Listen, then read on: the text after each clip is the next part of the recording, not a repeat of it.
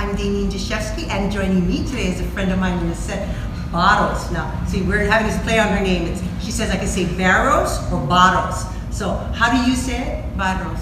Barros. You gotta roll the tongue. It's Hawaiian, you don't have the roll, so I'll work on it. Anyway, she's gonna join me today, and what are we gonna show them? Armbar from guard.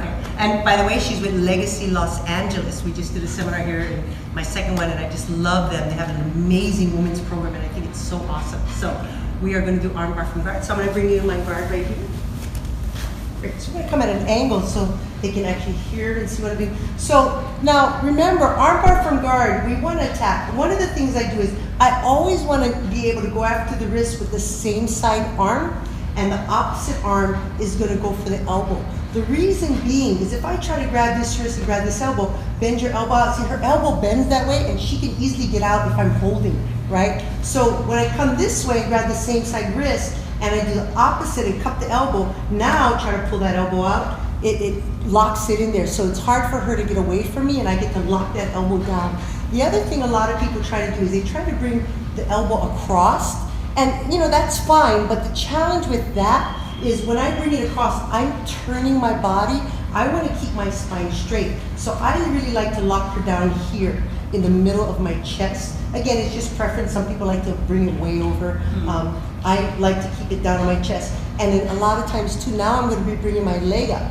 Now from a locked guard, a lot of people like to do this, but that leaves too much space. So what I like to do here is slide my knee up, keeping pressure on that shoulder, so you can feel that, right? So now it's really hard for her to, and it makes her uncomfortable, right? So from there, now I have my arm bar. So when I'm here, I want my leg to go up. I want to actually lift this. I want to kind of really push her up through the armpit to bring her over and lower her head. If I keep my leg down here and I go over, her head is still way up here. If I'm not flexible, it's gonna be really hard. So in order to bring her closer to my leg, I'm gonna hold here, slide up, putting that pressure there.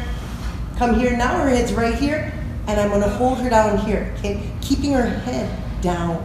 If I hold her down here, she's gonna posture up and I've lost it. But when I'm here, now she tries to posture up, it's really hard because the pressure is all towards the front of her head.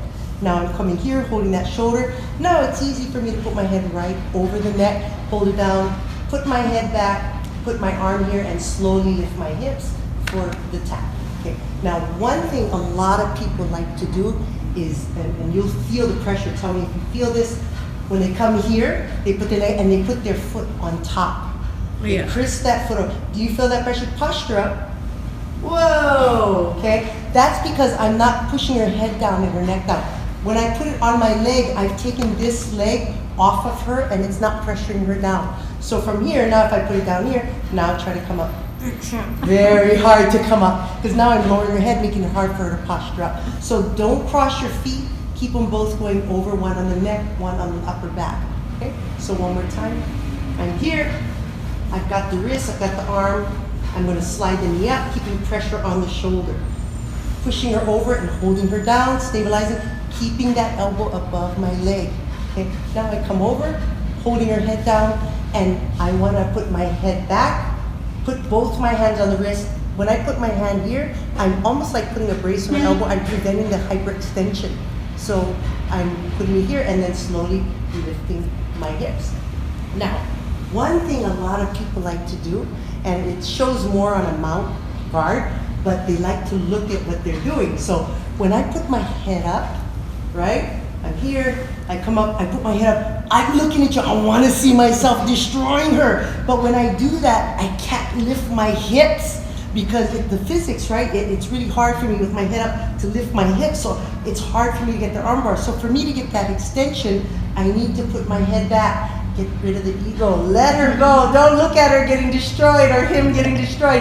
Put your head back now, look at the lift I'm getting, and you'll get that extension. So that is our armbar from the guard. And it's really, you know, it seems like a lot of details because armbar from the guard, for the most part, is a simple move, but when you really break it down, there's so many little details that if you don't do them, you're gonna lose the position or lose the move or lose the angle of the posture. So did you notice that pressure on your shoulder? Yeah, each step was very heavy, even more and more difficult to get up. Yeah. Yeah, and when I put the leg on top, the other leg, you didn't feel so threatened. But once it came down your head and pushed you down, now the lower your head goes, right? When the head goes, the body follows. Yes. So give that a try. Hope that works for you, and thanks for joining us.